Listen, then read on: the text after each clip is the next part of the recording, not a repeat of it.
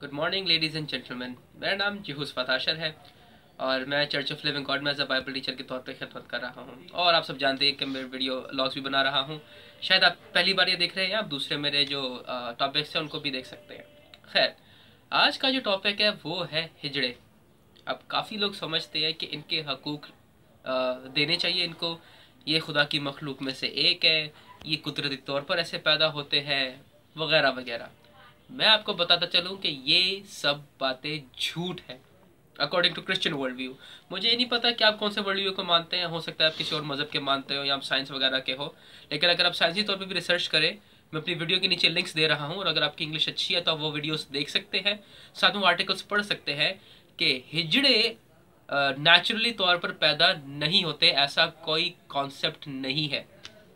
और फिलहाल क्योंकि मैं एक बाइबल टीचर हूँ तो पहले तो मैं बाइबल से शुरुआत करना चाहता हूँ।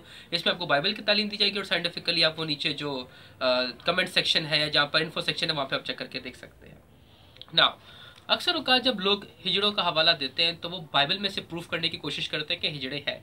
और वो कौन सी बात बोलते हैं, कौन सा हवाला देते हैं? मत्ती 19वां बाब। मेरे अजीज़ों, वहाँ पर हिजड़ों का लफ्ज़ है ही नहीं है, वहाँ पर है ख्वाजा सिरे। और ख्वाजा सिरे और हिजड़े दोनों अलग-अलग होते हैं। आज मैं आप लोगों से बात करना चाहता हूँ कि यहाँ पर ख्वाजा सिरा का मतलब क्या है, जो कि हिजड़े नहीं होते हैं। हिजड़ों का बाइबल में कोई जिक्र नहीं है। नाउ, मत्ती 19वां बाब और उसकी 12वीं आयत के अंदर लोग ये कोट करते हैं कि कुछ तो ख्वाजा सिरा ऐसे हैं जो माँ के पेट से पैदा हुए हैं, कुछ को आदमियों ने बना दिया है और कुछ ने खुदा की बादशाही के लिए अपने आप को ऐसा कर लिया है। अब वो ये 12वीं आयत का हवाला देते हैं और ऊपर की जो पहली आयत है उनको भूल जाते हैं। इसको कहा जाता है कॉन्टेक्स्ट। कॉन्टेक्स्ट सियाको सबाक, इसके बगैर आप किसी भी चीज़ की तफसीर नहीं कर सकते। और मैं लेना चाहूँगा बिल्कुल शुरुआती आयत से। अगर आप चौथी आयत के अंदर देखें तो वहाँ पर यीशु मसीह कहते हैं, यीशु मसीह के अल्फाज है, किसी नबी के नहीं है, किसी इंसान के नहीं है, यीशु मसीह के हैं। और अगर आप क्रिश्चियन है और ईमान रखते हैं कि खुदा यीशु मसीह खुदा है तो ये खुदा के अल्फाज है। यहाँ पर लिखा हुआ है, क्या तुमने नहीं पढ़ा कि उसने उन्हें इब्तदा से मर्द और औरत पैदा किया? That's it. तीसरी किसी चीज़ का जिक्र ही नहीं है। इब्तदा ही से मर्द और औरत पैदा किया, यानी कि इब्तदा ही से ये निज़ाम चलता हुआ आ रहा है, आज तक ये निज़ाम कायम है और आगे पीछे ये ख़त्म नहीं हुआ। अब बात कहाँ पे हो रही है? लिहाजा बात ये हो रही है कि आसमान और ज़मीन की जब तख्लीक हुई, उसके बाद छठे दिन खुदा ने इंसान को बनाया, मर्द और औरत बनाया। तीसरी चीज़ का जिक्र ही नहीं है। शुरू से वो इंतज़ाम था, अभी तक वो इंतज़ाम है, मर्द और औरत पैदा होते हैं, बीच की कोई चीज़ पैदा ही नहीं होती है। अब आप लोग बोलेंगे, वेल, ज़्यादातर ख्याल कहाँ से आता है? ये ज़्यादातर ख्याल आता है ये पोर्नोग्राफी से, फहश निगारी से। और फैश निगारी आपके दिमाग और दिल को ज़ाहिल करती चली जाती है। उसके अंदर उन लोगों ने कैटेगरी बनाई हुई है शी मेल्स की, इसलिए लोगों को ऐसा लगता है कि अच्छा ये वो चीज़ नेचुरल में है। लेकिन असल में क्या होता है, ये वो लोग होते हैं जिनकी इनिशियल सर्जरी नहीं की गई होती। अब इनिशियल सर्जरी होती क्या है? होता यह कि जब बच्चा पैदा होता है तब उसके आज़ाद देखे जाते हैं कि ये मेल है फीमेल है, सिंपल एज दैट। कभी कभार बहुत रेयर केसेस, बहुत रेयर केसेस, बहुत ही कम केसेस में ऐसा होता है कि उसमें अज़ाय तनासुल दोनों के लगे होते हैं, लेकिन डेवलप सिर्फ एक हो रहा होता है, दूसरा डेवलप नहीं हो रहा होता। बहुत कम ये केस होता है, बहुत कम। कुछ दिनों तक वेट किया जाता है, देखा जाता है कि कौन सा आज़ाद डेवलप हो रहा है और फिर सर्जिकली जो डेवलप नहीं हो रहा होता उसको रिमूव कर दिया जाता है, क्योंकि उसका कोई काम नहीं होता। ये बात होती है। लेकिन कभी भी ऐसा नहीं हुआ कि दोनों ही अज़ा में लगे हुए और वो कुछ इस तरह की अजीब सी मखलूक पैदा हो रही है। क्योंकि पॉर्न बेसिकली जो लोग देखते हैं ना, उनका दिमाग बहुत ही ख़राब होता चला जाता है। इसलिए अगर आप किसी स्टैंडर्ड देख रहे हैं ना, आप बराए मेहरबानी बाइबल की तरफ आए, जो कि पाक स्टैंडर्ड है, अच्छा स्टैंडर्ड है, किसी दूसरी घटिया स्टैंडर्ड्स की तरफ ना जाए। इनफैक्ट अगर आप बात करें तो दो अल्फाज इस्तेमाल होते हैं इंग्लिश के अंदर, एक यूज़ होता है सेक्स और दूसरा यूज़ होता है जेंडर। सेक्स सिर्फ दो है, मेल और फीमेल। जेंडर्स बहुत सारे हैं और जेंडर्स की डेफिनेशन क्या आज लोग बोल रहे हैं, जो एक बंदा अपने दिमाग पे सोचता है वो उसका जेंडर है। लेकिन सेक्स क्या होता है? जो वो बॉडीली तौर पर होता है, और बॉडीली तौर पर सिर्फ दो सेक्सेस है, मेल फीमेल, मर्द औरत, दैट्स इट। यहीं से बात प्रूव हो जाती है कि तीसरी कोई चीज़ है ही नहीं। अब आए बात डिस्कस करते हैं कि यहाँ पर ये तीन बातें यीशु मसीह ने क्यों कही। अगर आप पूरा हवाला देखेंगे तो वहाँ पर तलाक और शादी के बारे में कॉन्टेक्स्ट है। यहाँ पर ये लोग फ़कीह फरीसी आते हैं यीशु मसीह के पास, 19वां बाब आराम से तसल्ली से पढ़ लीजिएगा, पूरे पहली 12 आयत पूरी। वहाँ पर वो लोग आते हैं कि तलाक देना क्या जायज़ है। तलाक और शादी के कॉन्टेक्स्ट के अंदर यीशु मसीह ये बात कहते हैं, यानी कि ख्वाजा सिरा वो लोग हैं जो शादी नहीं कर सकते, उसके कॉन्टेक्स्ट में यह बात हो रही है। और यीशु मसीह फिर 3 वजूहात पेश करते हैं जिसकी वजह के तौर पर इसकी बेस के ऊपर लोग शादी नहीं करते या ख्वाजा सिरा है। सबसे पहली बात, जो माँ के पेट से ऐसे पैदा हुए हैं।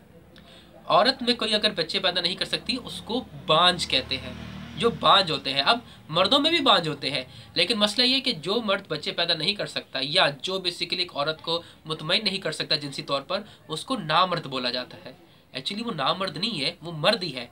इम्पोर्टेंट बोला जाता है कि वो एक औरत को जिनसी तौर पे सेटिस्फाई नहीं कर सकता।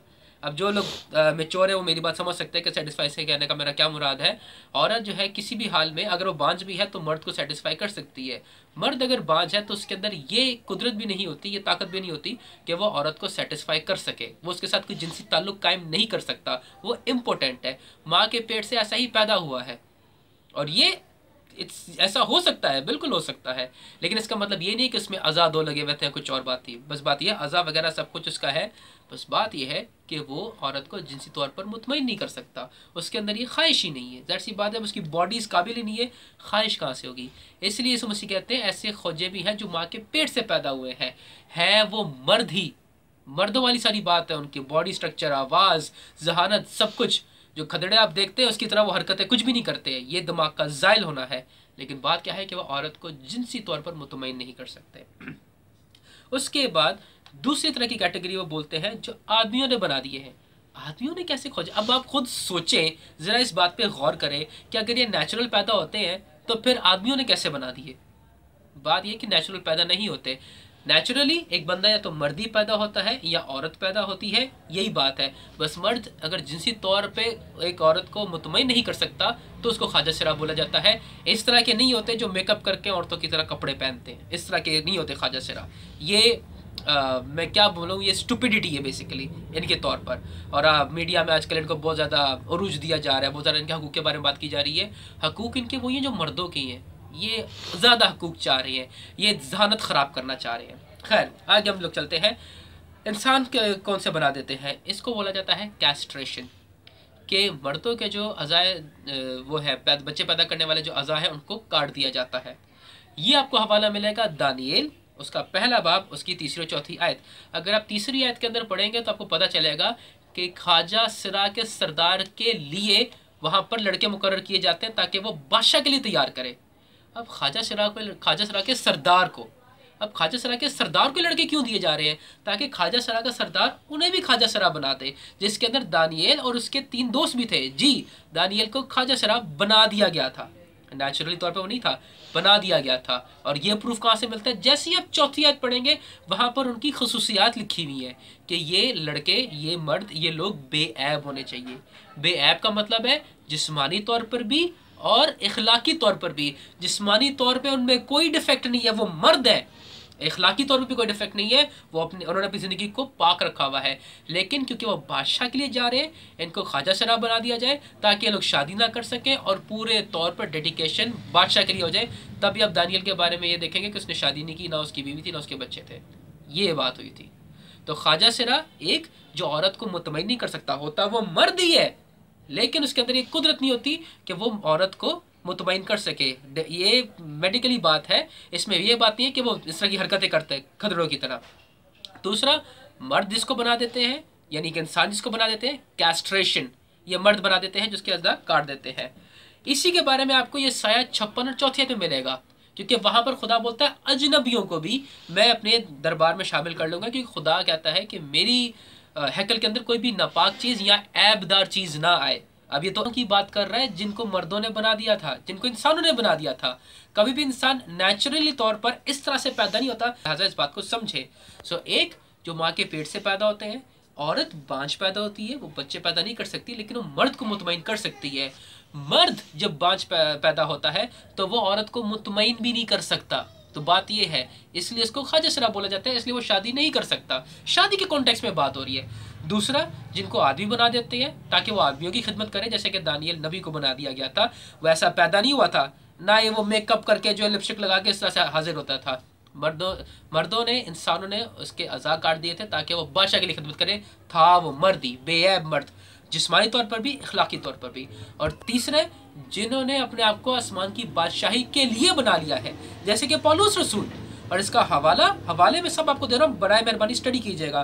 पहला करंथियों 9वां बाब उसकी 5वीं आयत के अंदर पौलुस रसूल कहता है कि हमें हक नहीं है कि हम भी दूसरे रसूलों की तरह या कैफा की तरह किसी खातून को जो ईमानदार है उसको ब्याह लें और हमारी भी बीवी हो।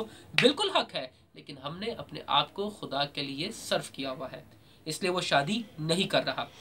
ये तमाम बातें हैं जिससे एक शख्स ख्वाजा सरा होता है, एक माँ के पेट से ही ऐसा, यानी कि वो औरत को मुतमईन नहीं कर सकता, इसलिए वो शादी भी नहीं कर सकता। दूसरा, जिसको आदमी बना देते हैं, उसके अज़ाए तनासुल काट देते हैं।